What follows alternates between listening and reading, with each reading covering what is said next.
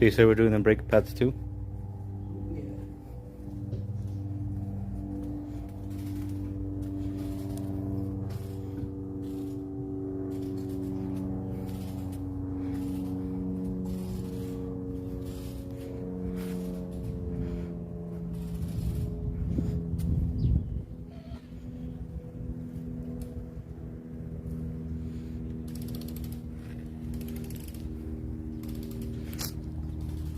Right, here's Manny's Nismo.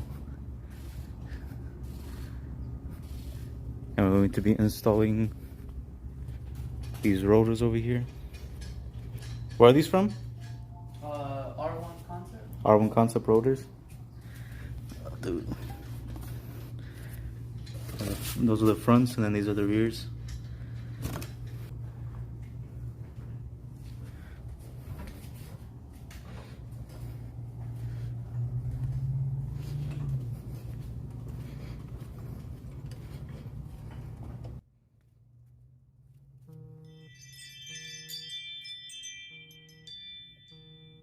You had your car sitting there, huh? Huh? You just had your car sitting there? About the house? Yeah. Yeah, you could tell by the wheels. It's like, it has a bunch of dust right here. It didn't even come off when you drove it.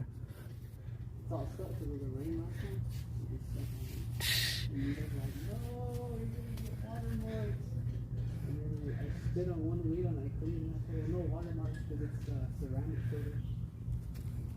These are like 6-inch lips, huh? Yeah, back 6 inches. Yeah, you could tell, dude, they're freaking huge. Fit my whole hand right there. I wonder if it's building over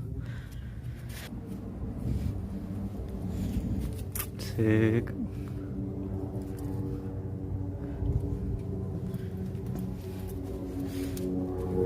Alright, so here's everything done. We just had to remove this bolt.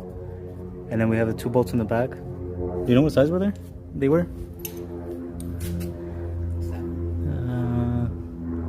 We had to use this one, which is a 7/8.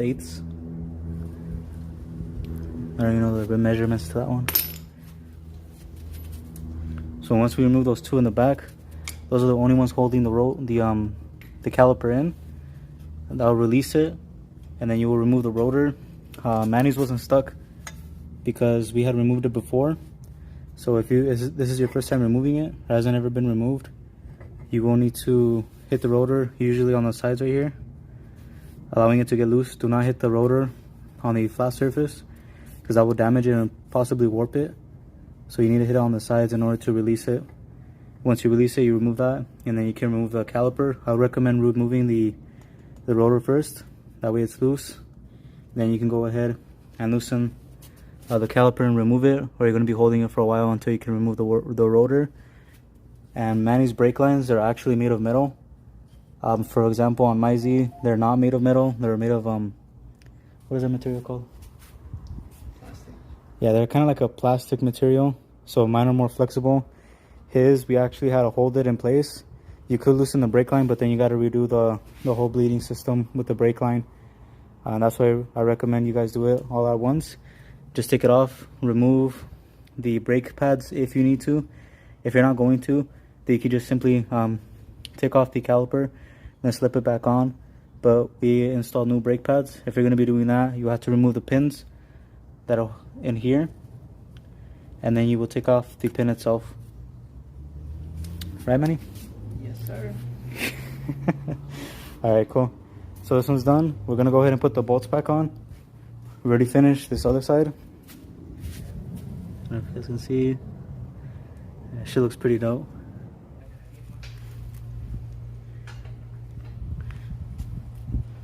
Yeah, it looks really nice.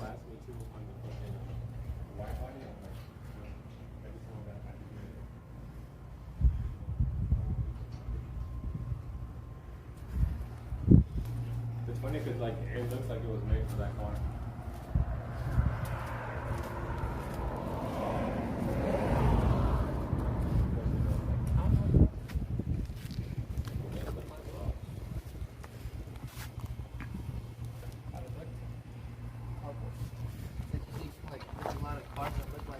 Flashes already? Did you see like the only car that you were to see? Yeah. No problem. Alright, here's Dempsey's car.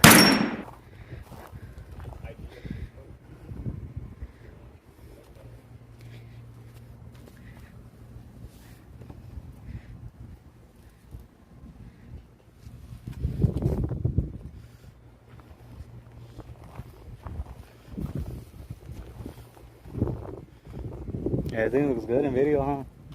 Shit. It looks really good, yeah.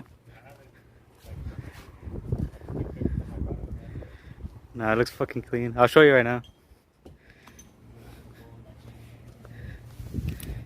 No step loops right here. This is freaking sick, man.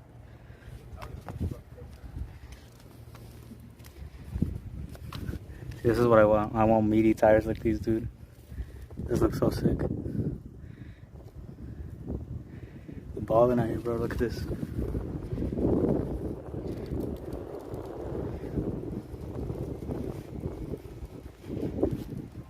Oh, you put your wing back on? It's been on? I don't remember it being on. I thought you had taken all of your carbon fiber off.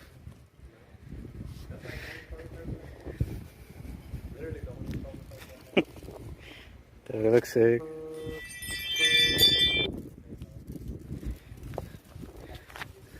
There's cannon pipes. I'll throw in a clip here of him popping or shooting flames. Things are freaking huge.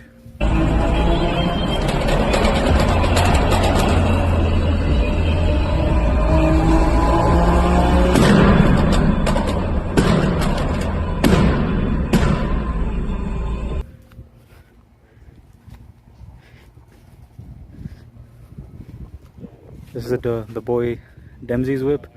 I think he has his Instagram over here on the side. Let me check. Right here. One of the sickest G37s in AZ. And he has a sick ass steering wheel. I don't know if you guys can see that, but the steering wheel has little lights at the top. When you're revving or your RPMs go up, it tells you like when to shift. It's pretty sick.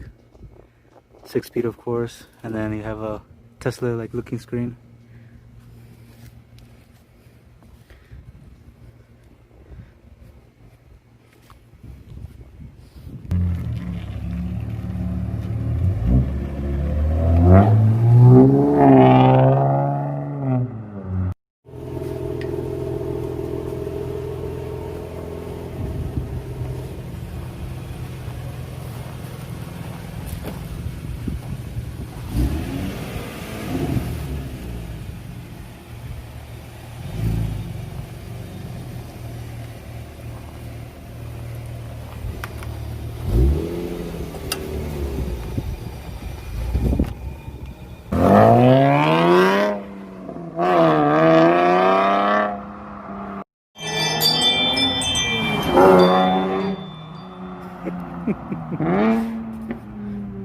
Alright guys, everything's now set and done. We finished installing all 4 rotors.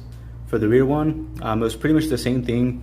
The bolts were 19mm. For the rear, they were different from the front, so they were a little bit smaller. And then for the back, the only difference is that you have to make sure that the emergency brake is not on.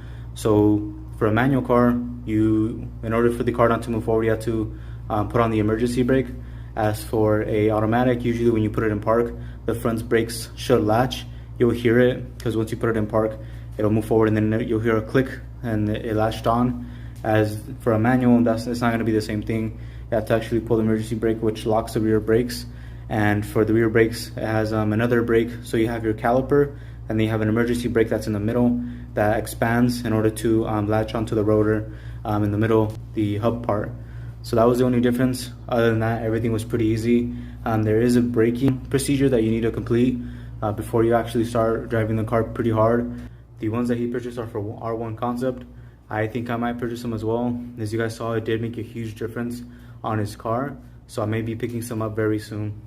But I'm gonna head over right now to a car meeting with a few of my friends, and we're going to be doing like a photo shoot and music video. Upcoming artist, his name's AM. So you guys can go ahead and check him out. And then I'll also link down the Instagrams for the guys that were here. So that's pretty much going to conclude the video. Thank you guys so much for watching. Please like, subscribe, hit that bell notification, and I'll catch you guys in the next one. Peace.